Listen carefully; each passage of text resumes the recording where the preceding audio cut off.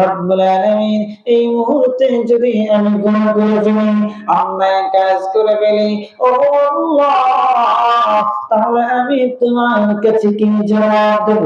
তোমার কাছে জবাব দেওয়ার মতো তো আমার যোগ্যতা নেই। আল্লাহ রাব্বুল জীবন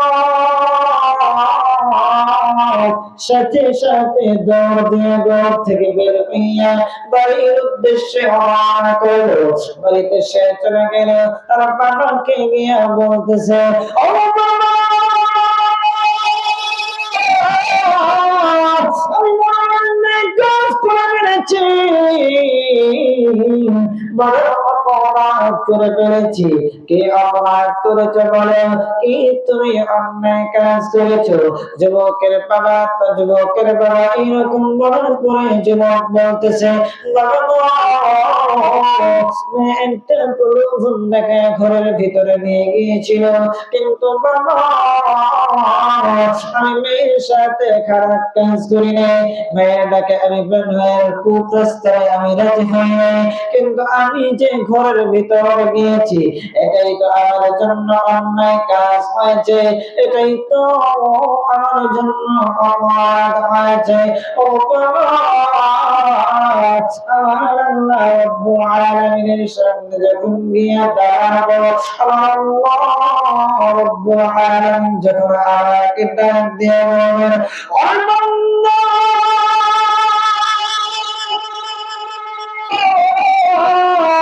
বান্দা রে, দয়ার জোরে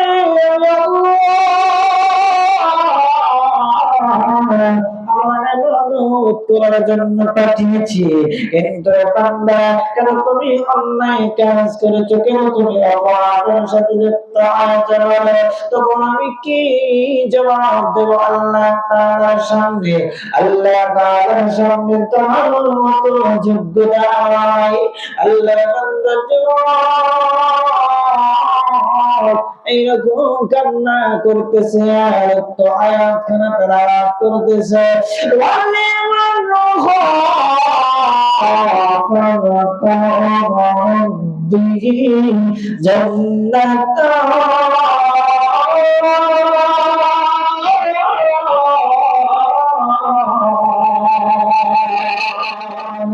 আল্লাহ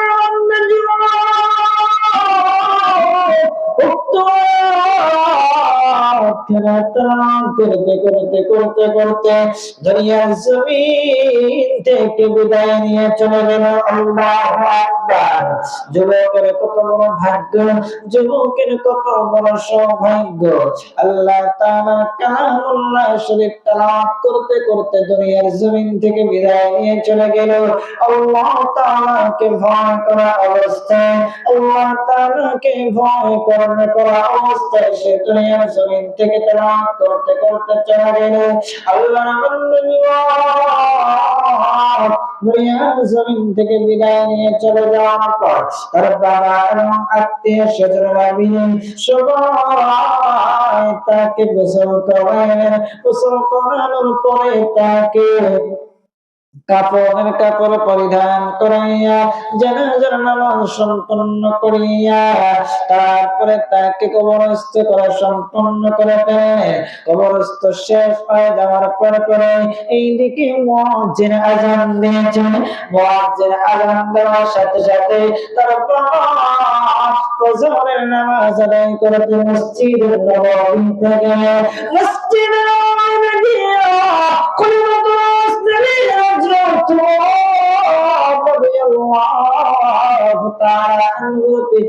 নামাজ আদায় করা শেষ হয়ে গেল। তখন দেখা গেল আবার খলিফাত মুসলিমিন ওমর রাদিয়াল্লাহু তাআলা আনহু সবাইকে নিয়ে তাইমের মধ্যে বসলেন। তাইমের মধ্যে বসার পর তিনি চেক করতে লাগলেন, তালাশ করতে লাগলেন কে মসজিদে আসলো, কে মসজিদে আসলো না। এক পর্যায়ে দেখা গেল যে বান্দাটা এই যুবকটা প্রতিদিন তিনার পেছনে নামাজ আদায় করত, আজকে সেই যুবক মসজিদের মধ্যে উপস্থিত। যুবকের বাবাকে তখন বলে ফাতুল মুসলিমিন ওমর রাদিয়াল্লাহু তাআলা আনহু বলতেছেন, যুবকের বাবা তোমার সন্তানের কি হয়েছে, তোমার সন্তান কেন আসলো না? তোমার সন্তান তো প্রতিদিন আমার পিছনে নামাজ আদায় করতো, কেন তোমার সন্তান কি হয়েছে বলো, কেন তোমার সন্তান আজকে মসজিদে উপস্থিত? তখন যুবকের বাবা কান্নায় জড়িত কণ্ঠে বলতেছে, ওগো খলিফাতুল মুসলিমিন, এশার নামাজ পড়ে আপনি যখন তালিম দিয়েছিলেন, তালিমের পরে আমার সন্তান প্রতিজ্ঞাবদ্ধ হয়ে আমার বাড়ির উদ্দেশ্যে রওনা করেছিল, কিন্তু প্রতিমধ্যে একটা মেয়ের সাথে তার সাক্ষাৎ হয়ে গিয়েছিল। মেয়েটা তাকে প্রলোভন দেখা ঘরের ভিতরে নিয়ে যাওয়ার পরে আমার সন্তানকে কুপ্রস্তাব দেয়। আমার সন্তানকে সরাবে না, সে আল্লাহ তাআলাকে ভয় করেছে। আর আপনি যে আয়াতের তালিম দিয়েছিলেন, ওই আয়াতটা সে বারবার তেলাওয়াত করেছে, আল্লাহ তাআলার কাছে কান্নাকাটি করেছে। আমার সন্তান কান্না করতে করতে দুনিয়ার জমিন থেকে সে বিদায় নিয়ে চলে গেল। রাতের ভিতরে আমরা তাকে কবরস্থ করে ফেললাম। খলিফাতুল মুসলিমিন আল্লাহু তাআলা বলতেছেন, যুবকের বাবা চলো না রে, তোমার সন্তানের কবর জিয়ারত করতে যাই। তিনি কবর জিয়ারত করতে গেলেন, কবর জিয়ারত করলেন, তারপরে তিনি একটু মুরাকাবার মধ্যে গেলেন, ধ্যানমগ্ন অবস্থায় কিছু সময় থাকলেন। তারপরে যুবকের বাবাকে বলতেছেন, ওই যুবকের বাবা শোনো শোনো, আমি কি তোমাকে সুসংবাদ দিব না?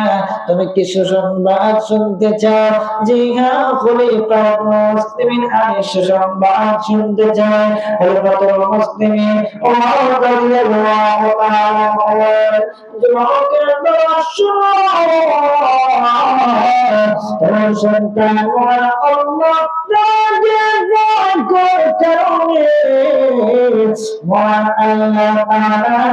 তোমার সন্তানের প্রতি খুশি হইয়া তোমার সন্তানকে দুইটা জান্নাতের মেহমান বানিয়ে দিয়েছে। তুমি মিটাও সকল দুদিন আগে পরে তোমার কাছে সকল সবই তোমার দ্বারে। আল্লাহু আকবার। তুমি মিটাও সকল দুদিন আগে পরে তোমার কাছে সকল সবই তোমার দ্বারে। তোমার পথে চললে সবাই, তোমার পথে চললে সবাই আসবে যে সেদিন, তোমার দয়ায় পূর্ণ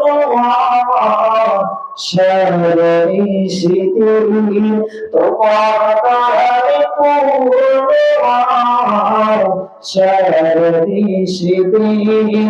আল্লাহ তুমি দয়ার সাগর, আল্লাহ তুমি দয়ার সাগর, রহমতুর রহিম। তোমার দয়ায় পূর্ণ সারাই সেদিন, তোমার দয়ায় পূর্ণ সারাই সেদিন। আল্লাহু আকবার। আর জোরে বলেন আল্লাহু আকবার। মুসলমান ভাইরা চিন্তা করে দেখেন, ও আল্লাহর বান্দা জীবন চাইলে গুনাহ করতে পারতো, কেউ দেখছে না, কেউ তার খোঁজ খবর জানতো না, সে চাইলে গুনাহ করতে পারতো, কিন্তু না, আল্লাহর বান্দা জীবন সে আল্লাহ তাআলাকে প্রকৃত পক্ষে ভয় করেছে, নিজের জীবনটাকে গুনাহমুক্ত রেখেছে, এই জন্য আল্লাহ তাআলা তার প্রতি খুশি হয়ে গিয়েছে। ওই আল্লাহর বান্দা দুনিয়া জমিন থেকে যাইতে দেরি হয়েছে, আল্লাহ তাআলা তাকে উপহার দান করতে দেরি করেন নাই। এই জন্য আমাদের উচিত এক নম্বরে আল্লাহ তাআলাকে আমরা ভয় করব, দুই নম্বরে আমরা নিজের জীবনটাকে গুনাহমুক্ত রাখবো। এবার আসুন তিন নম্বরে, গুনাহ যদি হয়ে যায়, গুনাহ